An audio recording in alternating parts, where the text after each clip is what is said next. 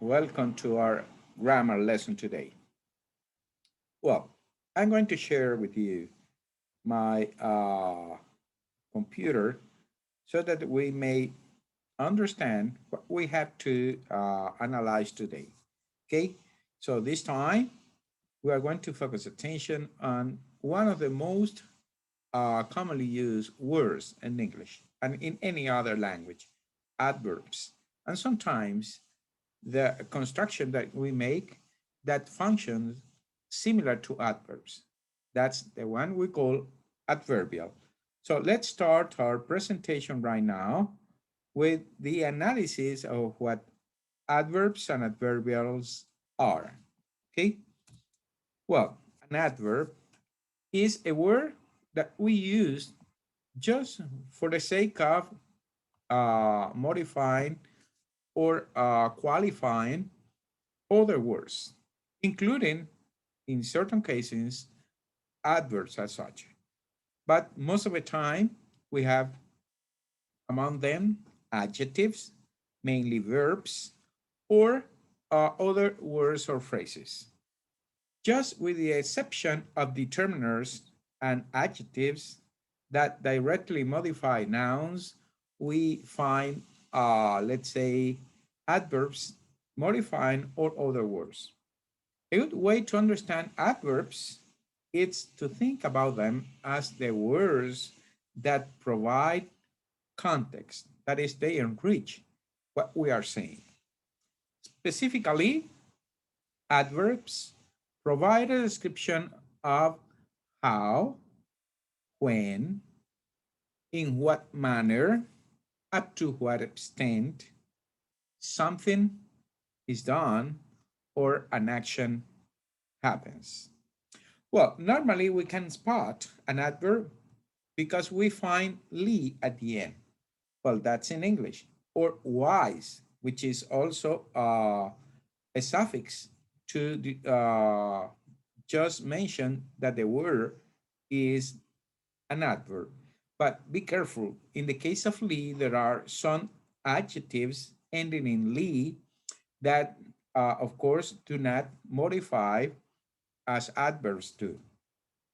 They just modify nouns or noun phrases. Okay? That is, ly, it's not only for adverbs. There are other words ending in the same suffix. But apart from that, there are other adverbs that do not end with ly. So that's why we have to study this in details. Okay? Then, uh, traditionally, it's considered, adverbs, it's considered a single part of a speech. And we study that as a word. Adverbs perform a wide variety of functions, making it difficult for them to, let's say, arrange adverbs into a single category. That's why most of the time we say, well, they just refer to context. It could be the manner, the time, okay? So we refer to the way something is done. And of course, adverbs normally help to have, let's say, a fuller picture of what it is describing, okay? So when you ask when, you go directly to an adverb. She always arrives early. When you ask how, you also go directly to an adverb.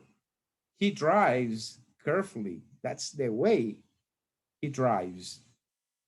You ask where, and then you can say they go everywhere together, and it functions like an adverb. In what way? And then the answer could be she eats slowly. So that's the way she eats. Up to what extent? And you will say it's terribly hot. So notice that all these answers are just expressed through an adverb. Then Adverbs or adverbial phrases qualify mainly a verb or a verb phrase, and sometimes an adjective or an adverb or a clause or a sentence. Then, according to the different forms we find in adverbs, there are different types of adverbs or adverbial phrases. Adverbs and adverbial phrases of manner, of course, are going to describe how something or how something has been done, how something has happened. And in that way, we can say, for instance, she calmly picked up the gun. Okay. In which way, in which manner? Well, calmly. Or in this example, she turned to face me with a blank stare. Notice that we have used a blank stare, which is a noun phrase, no? But with a connotation of modifying that part of a speech. So it functions like an adverbial, okay? Like an adverb. It's an adverbial. Then, by the way, a blank stare means looking at somebody with a lost view, okay? It could be in Spanish something like una mirada perdida, okay? Una mirada en blanco, something like that, okay? So she turned to face me, to look at me with a blank stare, okay? And then adverbs and adverbial phrases a probability say how likely we think it is sometimes happening something, okay? That is, was she possibly about to kill me too? Well, notice the way we use possibly. It is how it could be, okay? Adverbs and adverbials as well of degree talk about the strength or intensity of something. For instance, if I say, I felt extremely sorry for Matthews. In which way? Well, I felt extremely sorry. Okay. Then, and frequent adverbs, you know that group, okay, will refer just to the frequency in which something happens. And we have, for instance, never, always, sometimes, or like this one, from time to time, I make mistake. That is, from time to time, it means not sometimes, but rarely, or perhaps once in a while, okay? Or the opposite, in which we never have mistakes, we will say, I never make mistakes. Obviously, that's not me, that's just an example. I am human, so I sometimes make mistakes. Then, viewpoint adverbs and adverbial limit the information or ideas in a sentence to a particular perspective. For instance, on a personal level, in my viewpoint, I didn't care that much, okay? Or comment, adverb, or adverbial phrases express our viewpoint on information in a sentence. Apparently, I led you straight to him, okay? So those are adverbs that will tell us the context in which the action was taking place.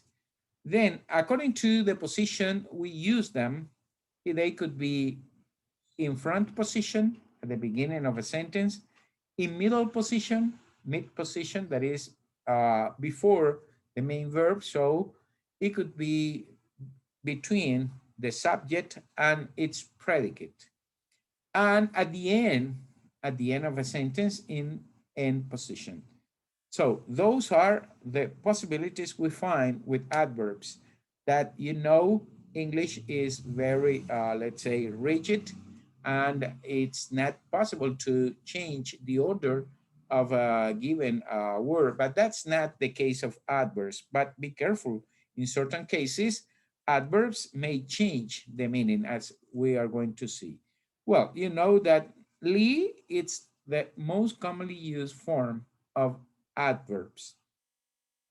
And we find these coming uh, especially from adjectives. So we have, for instance, bad, and derived from bad, we form badly as an adverb. Loud and loudly, it could be the adverb. Sudden, that's the adjective, and we can form sadly, okay? Sometimes you need to make changes to the spelling. You know that because you are adding a suffix, "ly." For instance, in the case of true, you eliminate E at the end of the adverb. And then we say truly. Full, which is with double L, will be only fully with double L as well, not with three L's, okay? Happy, ending in Y, will turn to be happily. That is, Y changes into I. Terrible, ending in E, which is silent. And you know that adding "ly," we will have this pronunciation, bl, bl. Well, we just add terribly at Y and eliminate E. And in the case of realistic, we sometimes have this chance, like in economically, well, we just add A, L, L, Y. Well, ly adverbs with verbs, which is the way we use them. Well, they usually, or they almost always express manner. So they describe how something is done or how something happens. We say he answered slowly. She quietly picked up the gun. Adverbs of manners can come in three positions, as we said in the sentence, okay? After the verb, they describe. And this is the example. She spoke calmly, or she held the gun firmly. Or we could also write them before, okay, the main verb. So it could be in the middle of a sentence. In that case, we say between the subject and the main verb, that's the position of the adverb. And this is the example. She calmly spoke to the man in the chair. She quietly picked up the gun. And notice the difference in these two examples. We only change the order to give emphasis to a certain, let's say, part of that sentence. And of course, when there is an auxiliary verb, the adverb comes just after the auxiliary verb. It is always before the main verb, okay? Then, in the case of "ly," well, adverbs ending in "ly" will add information about or comment on an adjective or another adverb. For instance, her voice was remarkably calm. He was incredibly relieved. So in those cases, the adverb is modifying an adjective. Then "ly" adverbs commenting on a clause or sentence, well, you could use them on a whole sentence or clause. The adverbs usually come at the beginning. That is, this is the example. Luckily, he knew Matthew was the murderer. In this case, if you write that, normally we place a comma after this adverb. Or this adverbial, uh, I mean, uh, at that time, he knew that Matthew was the murderer. Okay, So notice that when you say that sentence, that part of the sentence, you just make a pause. So it's also for emphasis. Then when we change the position, we also change the meaning. In the example we have here, for instance, slowly we realized that he had taken all our money. What we modify with the slowly here is just the way we realize that, okay? So we, step by step, one details after the other, we realized that he had taken all the money, okay? But if we change slowly to the second part, we will say, we realize that he had slowly taken all our money. And in that case, it's not the same. In this case, slowly refers to the way he took the money, okay, from us. Well, we also have in this unit the explanation of negative adverbs and adverbials as well. Well, you know that never is an adverb and the connotation is negative. But that's not the only adverb with a negative connotation. We also have others. And let's see this example. New Zealand bungee, which is an extreme sport. Let's see. No way am I going to do this. No way am I going to do this, I thought, as I stood looking down at the Kawarau River 43 meters below. But there was no turning back now. No sooner had my instructor attached the elastic rope to me than I was falling head first and screaming so loud the whole of New Zealand must have heard me. Never have I been so scared in my whole life.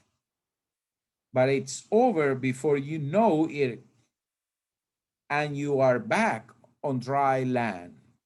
Only then do you find yourself saying, that was amazing, and I want to go again. Well, notice that in this construction, when we are using negative adverbs like no way, like no sooner, okay, or never, which is here, okay, well, in those cases, we have changed the order of the adverb, and also some, we had made some inversion in the sentence, okay? And notice that this is a very, let's say, beautiful structure in English. Let's see how we can do that. Well, you can put the negative and limited adverbs or adverbials at the beginning of a sentence just for adding emphasis.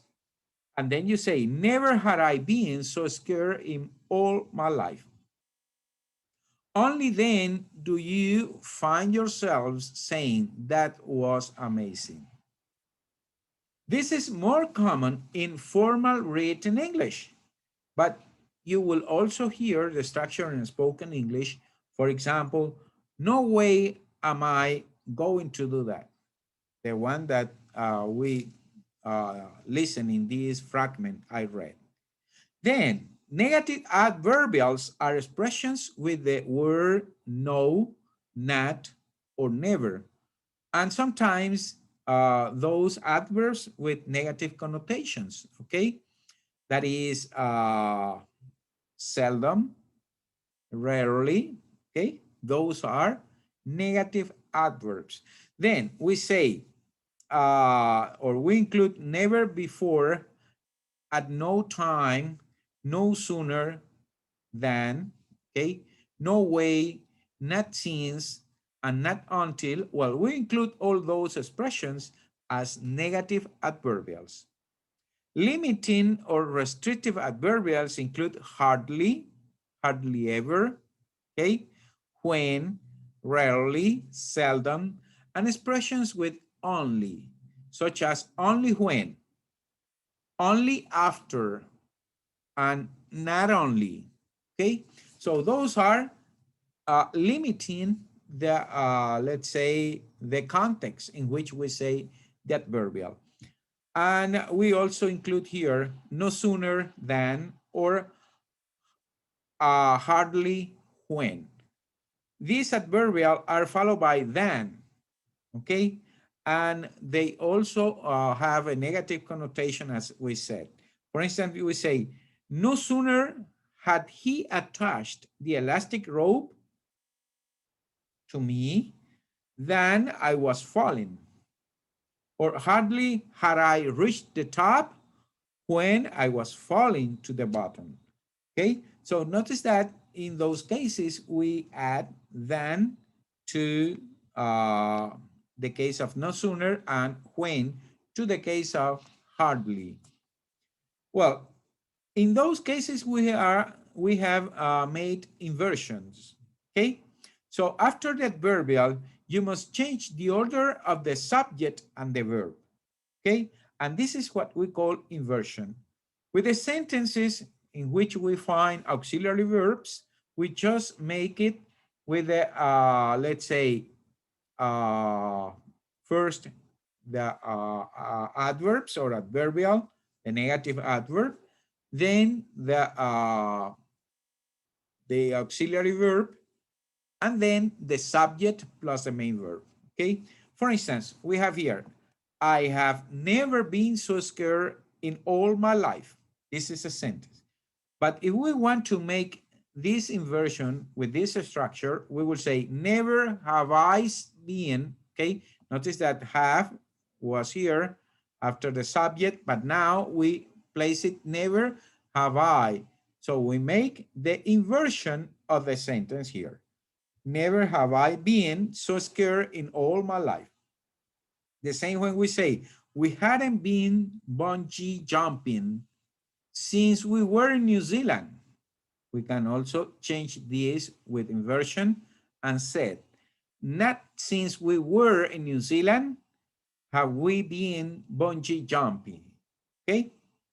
Then, as a tip, remember that an adverbial starting with not, since, okay, not since, we are expressing a time, a moment. So in those cases, it needs information about time. Not since, what time? We were in New Zealand, okay? Then for sentences with the verb to be, which is a special verb, okay, you only invert the subject and the verb with no other changes, okay?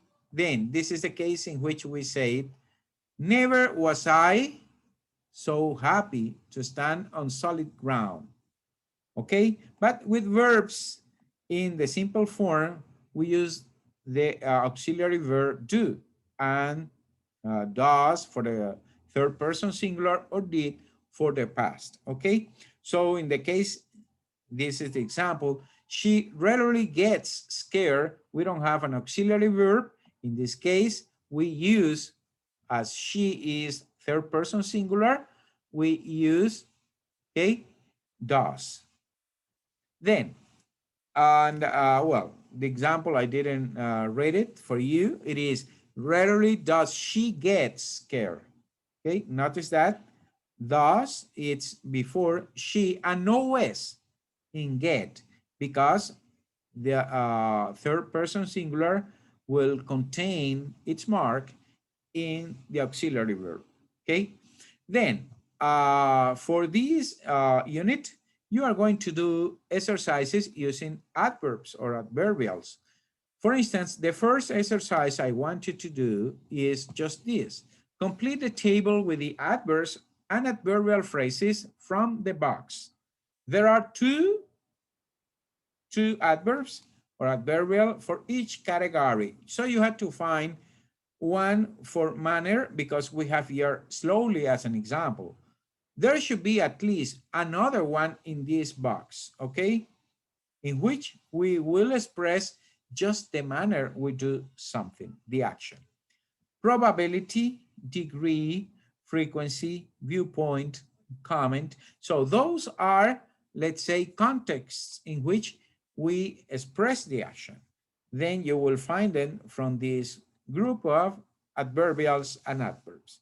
And the second activity concerning these positive adverbs, you will write the words in the correct order to make sentences. So you have to analyze which is the right order for the adverb in those sentences. And finally, I want you to rewrite the first sentence, the one you have completely here, into this one that will start with a negative adverb or adverbial, okay? Or limited adverb or adverbial. So in the case, I have rarely tasted anything so disgusting, which is with a negative connotation, you will create a different sentence using the structure we had explained concerning inversion. So here you have 7 sentences that you will complete before our lesson. So good luck. I'll see you in our class. Okay. So I'm going to stop sharing with you this. And as I said, I'll see you then. Bye bye. See you then.